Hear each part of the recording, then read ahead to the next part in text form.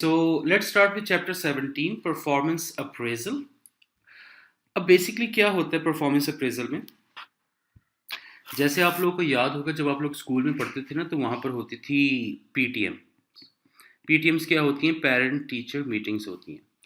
ये parent teacher meeting क्यों होती है? क्योंकि साल का एंड हो रहा होता है, बच्चे की परफॉर्मेंस को इवेल्युएट किया जाता है, बच्चे को भी बुलाते हैं, पेरेंट्स को भी बुलाते हैं, टीचर्स भी बैठ जाते हैं और वो सब डिस्कशन करते हैं कि बच्चे की पास्ट परफॉर्मेंस कैसे थी और कैसे हम इसकी फ्यूचर परफॉर्मेंस जो है ज़्यादा बेहतर कर सकते हैं। इसी तरह जो कंपनीज या ऑर्गेनाइजेशंस होती हैं वहाँ भी परफॉर्मेंस अप्रेजल किया जाता है एम्प्लॉयज़ का। बट यहाँ पर ऑब्वियसली पेरेंट्स नहीं होते, यहाँ पर मैनेजर्स होते हैं और मैनेजर्स जो हैं वो अपने जितने सबऑर्डिनेट्स होते हैं ईयर एंड पे उनका परफॉर्मेंस अप्रेजल करते हैं। पर्पस ये होता है कि उनकी पास्ट परफॉर्मेंस को इवैल्यूएट किया जाए और उसकी बेस पे डिसाइड किया जाए कि इसकी फ्यूचर परफॉर्मेंस को हम कैसे बेहतर कर सकते हैं। तो जो गलतियां हमने पिछले साल की हैं या एम्प्लॉय ने कोई वीकनेस दिखाई है या कोई स्किल है जिसकी उसको ज़रूरत है लेकिन उसके पास नहीं है, उसको जॉब की रिक्वायरमेंट है कि उसके पास वो स्किल हो बट नहीं है, तो उसके लिए हम ट्रेनिंग एंड डेवलपमेंट की अपॉर्चुनिटी को भी यूज़ कर सकते हैं and so on. But objective इसका हमेशा ये होता है कि एम्प्लॉय की पास्ट परफॉर्मेंस को एनालाइज किया जाए ताकि उसकी फ्यूचर परफॉर्मेंस को हम बेहतर कर सकें। This is what we called performance appraisal. अब परफॉर्मेंस अप्रेजल ज़रूरी नहीं है, फॉर्मल परफॉर्मेंस अप्रेजल तो हमेशा ईयर एंड पे ही होता है, वंस इन अ ईयर ही होता है। बट इसका मतलब ये नहीं है कि आप सिर्फ पूरे साल का वेट करो अपने एम्प्लॉय की परफॉर्मेंस को इवैल्यूएट करने के लिए, ऐसा भी नहीं है। आप एक कंट्रोल एक्टिविटी या कंट्रोल सिस्टम स्टैब्लिश कर सकते हो और फ्रीक्वेंट रिव्यूज़ भी कर सकते हो। जो लोअर लेवल जैसे सुपरवाइज़र या टीम लीडर्स होते हैं वो वीकली परफॉर्मेंस रिव्यू भी कर सकते हैं। मैनेजर्स जो हैं मंथली या क्वार्टरली बेस पे भी कर सकते हैं, वो ज़्यादा बेहतर भी होता है। बट एक फॉर्मल परफॉर्मेंस अप्रेजल तो ज़रूर होना चाहिए।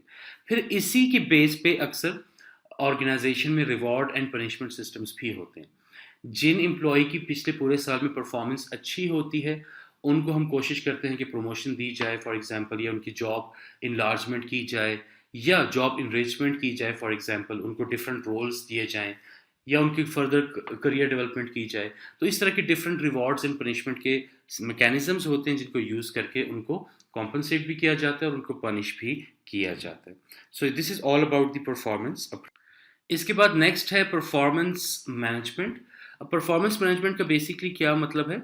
Managing the performance of individuals and teams to get desirable results. अब डिजायरेबल रिजल्ट्स बेसिकली क्या होते हैं कि ऑर्गेनाइजेशन के जो भी गोल्स एंड ऑब्जेक्टिव्स हमने डिसाइड किए हैं वो अचीव होने चाहिए। तो जो ऑर्गेनाइजेशन के मैनेजर्स होते हैं उनकी बेसिकली रिस्पॉन्सिबिलिटी होती है कि उन्होंने first of all performance measurement करनी होती है और उसके बाद उन्होंने परफॉर्मेंस मैनेजमेंट करनी होती है। उन्होंने एम्प्लॉय की परफॉर्मेंस को इस तरह से मैनेज करना होता है कि वो अपनी तमाम स्किल एंड कॉम्पिटेंसीज को यूज़ करके ऑर्गेनाइजेशन के गोल्स एंड ऑब्जेक्टिव्स को अचीव करें। अगर हमारा टारगेट ये है, हमारा गोल ये है कि प्रोडक्टिविटी बढ़ानी है, तो मैनेजर की कोशिश ये होती है कि एम्प्लॉय को इस तरह से ट्रेन करे या इस तरह से उनको डेवलपमेंट अपॉर्चुनिटीज़ दी जाए कि वो अपनी प्रोडक्टिविटी को मैक्सिमाइज कर सकें या बढ़ा सकें। This is what we call performance management. आप लोगों ने MA1 और MA2 तो पढ़ा हुआ है लेट्स से। इसके बाद नेक्स्ट है इसी स्टेज में F2। F2 का जो एडवांस लेवल है उसको हम कहते हैं F5 और वो है ही आपका, उसका नाम ही परफॉर्मेंस मेजरमेंट है। उसमें आप सीखोगे कि एम्प्लॉय की परफॉर्मेंस जो एक्चुअल परफॉर्मेंस होती है उसको कैसे मेजर किया जाता है और फिर परफॉर्मेंस मैनेजमेंट कैसे की जाती है कि एक्चुअल परफॉर्मेंस जो एम्प्लॉय ने दी होती है उसको हमने कंपेयर करना होता है एक्सपेक्टेड या बजटेड परफॉर्मेंस के साथ। फिर हम डिफरेंट वेरिएंसेस या डिफरेंसेस भी कैलकुलेट करते हैं और फिर हम उनकी परफॉर्मेंस को इम्प्रूव या कंट्रोल करने की कोशिश करते हैं। अच्छा, अब परफॉर्मेंस मैनेजमेंट का बेसिकली प्रोसेस क्या होगा? 5 स्टेप प्रोसेस है। First of all, identify required competencies.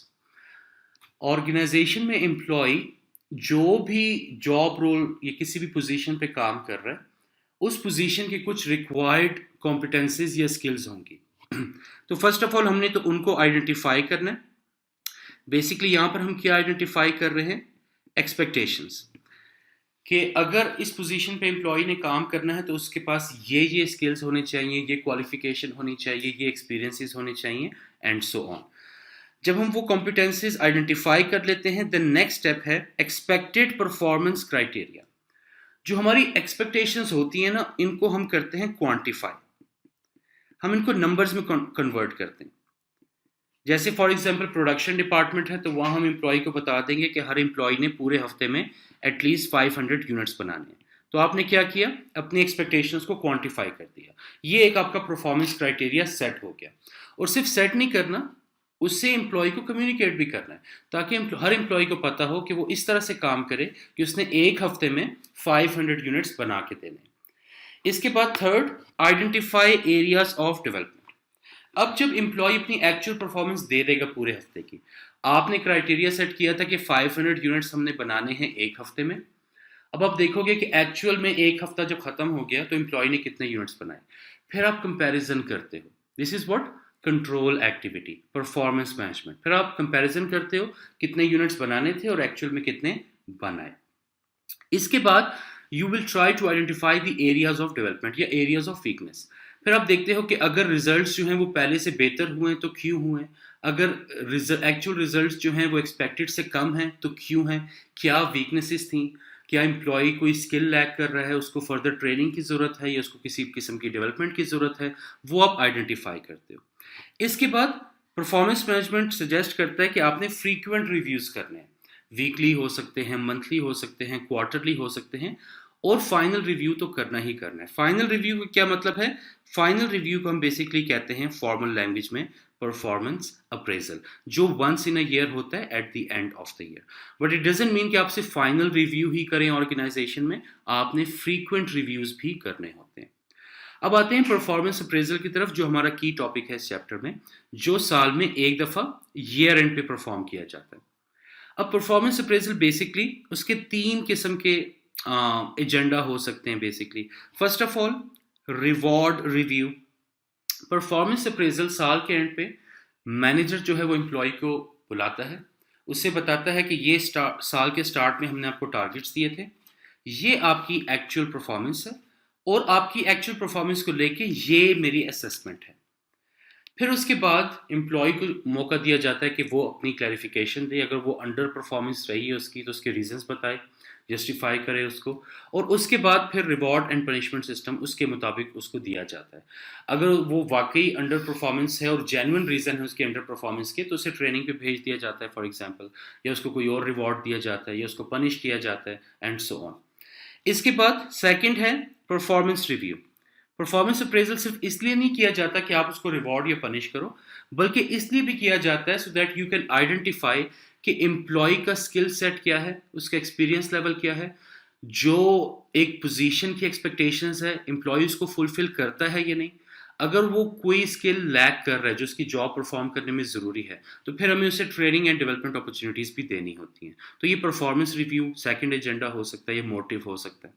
इसके बाद पोटेंशियल रिव्यू। इसलिए भी आप परफॉर्मेंस अप्रेजल करते हैं कि एम्प्लॉय की पास्ट परफॉर्मेंस देखें और उसके बेस पे आप उसका फ्यूचर पोटेंशियल डिसाइड करते हैं कि फ्यूचर में इस एम्प्लॉय का क्या पोटेंशियल हो सकता है। अभी ये सुपरवाइजर है, क्या हम इसको जूनियर मैनेजर बना सकते हैं फ्यूचर में, या इसको सीनियर मैनेजर की पोजीशन पे प्रमोट कर सकते हैं, या फर्दर मैनेजमेंट की लेयर्स में ये अपवर्ड की तरफ मूव कर सकता है, डायरेक्टर लेवल पे पहुंच सकता है या नहीं। तो बेसिकली आप सक्सेशन प्लानिंग भी कर रहे होते हैं। आपको पता होता है ये बंदा भी सुपरवाइजर है, आगे जो एक सीनियर मैनेजर है उसने रिजाइन करना है, तो क्या इस एम्प्लॉय को हम रिप्लेस कर सकते हैं। Instead of hiring another manager from external environment, it's better कि जो हमारे लोअर लेवल पे सुपरवाइजर्स हैं, जो हमारी ऑर्गेनाइजेशन बहुत अच्छा काम कर रहे हैं, जो बहुत ज़्यादा मोटिवेटेड हैं, उनको प्रोमोशंस दी जाएं, और जब सीनियर मैनेजर रिटायर होगा तो ये इस सुपरवाइजर को हम वहाँ रिप्लेस कर सकते हैं। तो पोटेंशियल रिव्यू भी होते हैं। तो तीन बेसिकली एजेंडाज हो सकते हैं परफॉर्मेंस अप्रेजल के: रिवॉर्ड एंड पनिशमेंट, ट्रेनिंग और development, performance review and potential review. इसके बाद परफॉर्मेंस अप्रेजल के ऑब्जेक्टिव्स क्या हो सकते हैं? बहुत सारे ऑब्जेक्टिव्स हो सकते हैं परफॉर्मेंस अप्रेजल करने के। फर्स्ट ऑफ ऑल, ये हमें हेल्प करता है कि हम बेंच मार्किंग करें।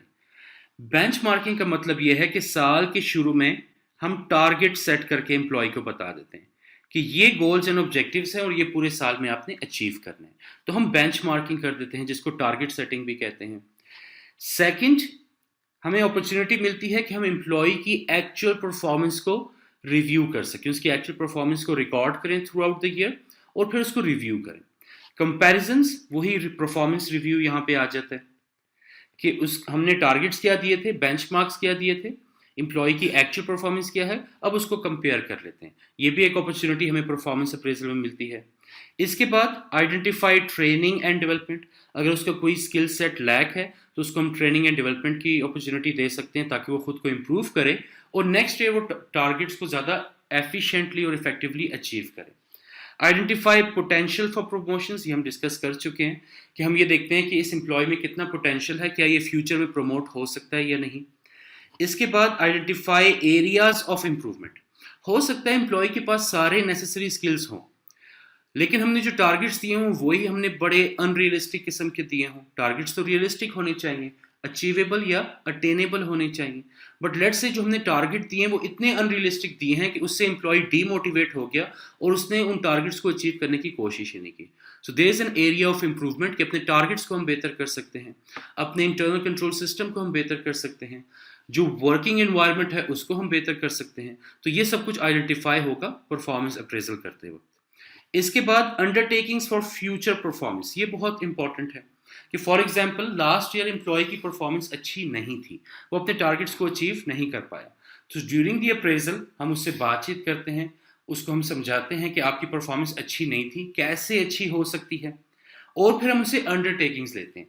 हम उनको बताते हैं कि नेक्स्ट ईयर आपको हम ये टारगेट्स देंगे और आपने इस तरीके से उसको अचीव करना है। उनसे हम प्रोमिसेस ले लेते हैं, इसे कहते हैं अंडरटेकिंग फॉर फ्यूचर परफॉर्मेंस। इसके बाद monitoring of undertaking.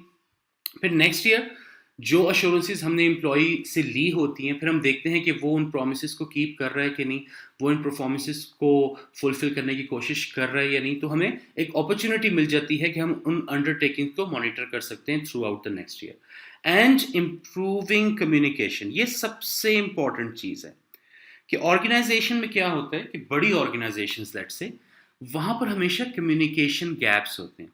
Communication gaps कैसे, जो डायरेक्टर सोच रहा है वो मैनेजर को बता रहा है, मैनेजर जो सोच रहा है वो सुपरवाइजर को उस तरह से नहीं बता रहा जैसे डायरेक्टर की इंटेंशन है। तो इससे क्या हो सकता है, मिसअंडरस्टैंडिंग्स हो सकती हैं, मिसकम्युनिकेशन हो सकता है या अल्टीमेटली कम्युनिकेशन गैप आ सकता है।